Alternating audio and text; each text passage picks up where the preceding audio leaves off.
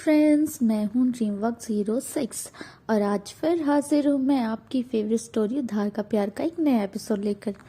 तो जैसा कि हम पिछले एपिसोड में जानते हैं, संयोग अपनी माँ और ज़ारा भाभी से लड़के संयोगिता का नाम कॉलेज में लिखवाता है।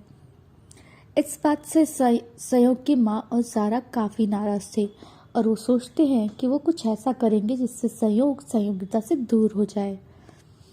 उधर संयोगिता की कॉलेज में अलग ही परेशानियां थी, क्योंकि वो कॉलेज में वही अपने राजस्थानी लहंगे में और उसी तरीके से जाती थी।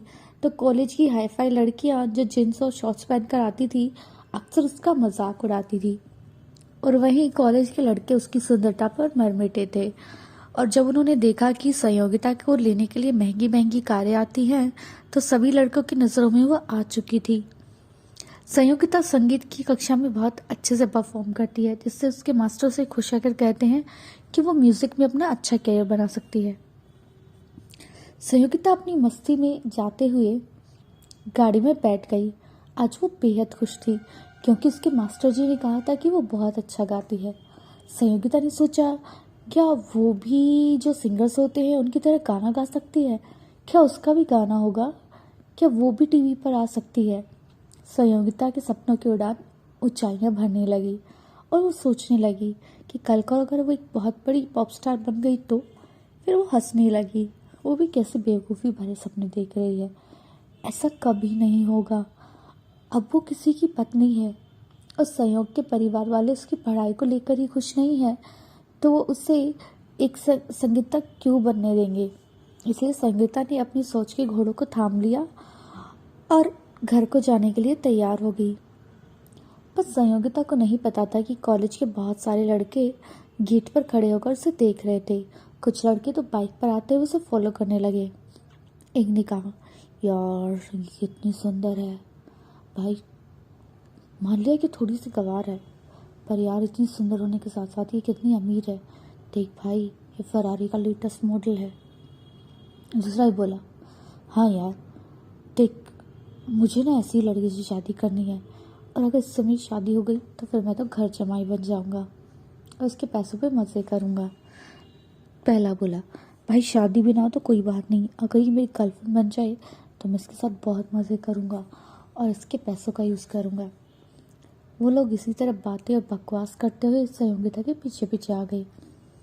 जब संयोगिता की कार उस बड़ी सी हवेली के सामने रुकी, तब उन सब लोगों के मुंह के खुले रह गए। एक बोला, भाई मैंने सोचा था कि ये अमीर है, पर ये तो भाई साहब बहुत ज़्यादा अमीर है। दूसरा बोला, हाँ तू सही कह रहा है भाई, कुछ भी हो इसे तो फंसाना पड़ेगा। इसी तरह कुछ कुछ बातें करते हुए चले गए, पर उन्हें नहीं पता था कि अभी अभी अपनी गाड़ी से आ रहे संयोग ने उन्हें देख लिया था। और वहीं हवेली की एक खिड़की से ज़ारा और संयोग की माँ भी ये सब देख रहे थे। अब उन दोनों को लगा कि उन्हें कुछ खास मेहनत करने की ज़रूरत नहीं थी। अगर इसी तरह से लड़के संयोगिता के पीछे आते रहे तो संयोग अपने आप उसके बाहर जाने पर रोक टोक लगा देगा। संयोग अंदर आ गया। वो जानता था कि संयोगिता बेहद खूबसूरत है और उससे काफ़ी जलन महसूस हो रही थी। वो लड़की उसकी पत्नी को किस तरह से देख रहे थे, ये बात संयोग को सहन नहीं हो रही थी। पर संयोग नहीं चाहता था कि वो उसके लिए संयोगिता को परेशान करे। आखिर उसने उससे एक ही चीज़ तो मांगी थी। अगर वो उसे वो भी नहीं दे पाया तो फिर वो अपने गिल्ट को कैसे कम कर पाएगा। यही सब सोचते हुए उसने इस बात को रफा दफा कर दिया। पर उसने सोचा कि आगे से ख्याल रखेगा कि संयोगिता के पीछे कोई भी ना आए, क्योंकि अगर ये बात भाभी और माँ को पता चल गई तो फिर बहुत बड़ा पंगा हो जाएगा और वो संयोगिता का घर से बाहर निकलना बंद करा देंगे। संयोगिता आई और अपने कपड़े चेंज करके खाना बनाने के लिए चली गई। संयोग जब आया तो संयोगिता जल्दी से उसके लिए कॉफ़ी लेके गई। संयोग कहीं ना कहीं बट वो बहुत जेलस था और उससे संयोगिता पर गुस्सा आ रहा था। उससे इतना सुंदर होने की क्या ज़रूरत थी। संयोग से ये बात बर्दाश्त नहीं हो रही थी। वो भी जानता था कि इसका ये सब सोचना बहुत ही बेवकूफ़ी भरा है, पर वो नहीं रोक पा रहा था अपनी भावनाओं को। संयोगिता ने जैसे ही संयोग को आते हुए देखा, वो चाय लेकर उसके कमरे में पीछे पीछे चली गई। उस समय संयोग अपने कपड़े चेंज कर रहा था। संयोगिता ने उसे चाय का कप देते कहा, संयोग जी आपकी चाय। संयोग ने बस इतना कहा, उसके बाद संयोग चाय पीने लगा। संयोगिता यहाँ वहाँ जाकर अपना काम करने लगी। उसके बाद उसने संयोग के कपड़े समेटे और जाकर किचन में खाना बनाने लगी। जब संयोगिता खाना बना रही थी तभी उसकी भाभी ज़ारा आ गई और उन्होंने उससे कहा, संयोगिता क्या तुम्हें शर्म नहीं आती? संयोगिता ने जब ये सुना तो वो हैरान रह गई। उसने ऐसा क्या कर दिया था जो उसे शर्म आनी चाहिए? संयोगिता ने कहा, भाभी भाभी मैंने क्या किया है? तब ज़ारा बोली, अपने पीछे तुम कल के लड़कों को घुमा रही हो। संयोगिता अब तुम उस गरीब घर की बेटी नहीं हो, ठीक है?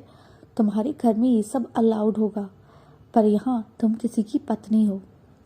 संयोगिता को तो इस बात का पता ही नहीं था कि उसके पीछे कॉलेज से लड़के आ रहे हैं। जब उसने ये सुना तो वह हैरान रह गई और उसने ज़ारा से कहा, भाभी अब ये क्या कह रही हैं?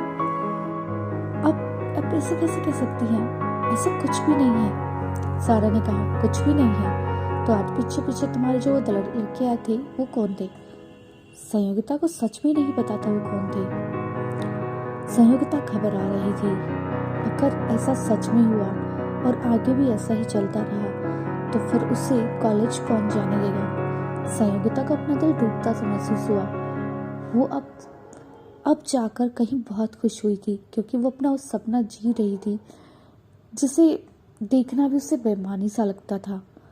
जब ज़ारा भाभी ने ऐसी बात कही तो उसे लगा कि अब शायद उसे घर पे बैठना पड़ सकता है और उसका जो सबसे बड़ा सपना था इसी कारण टूट सकता था।